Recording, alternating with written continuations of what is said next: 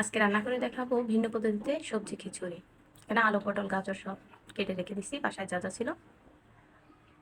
তারপরে চাল ডাল একসাথে মিশিয়ে ধুয়ে রাখছি। পাতিলে তেল গরম করে পেঁয়াজ কুচি দিয়ে দিলাম।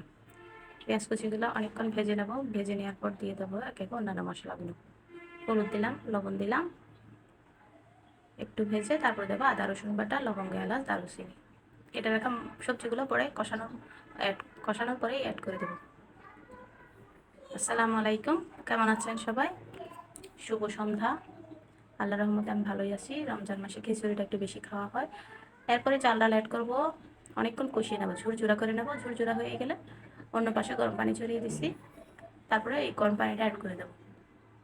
হাই ফ্লেমে কিছুক্ষণ রান্না করে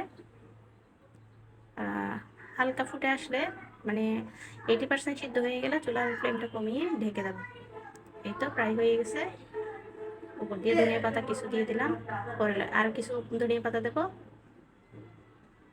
হয়ে গেছে আমার খিচুড়ি রান্না। এভাবে খিচুড়ি রান্না করলে কিন্তু প্রচুর স্বাদ হয়।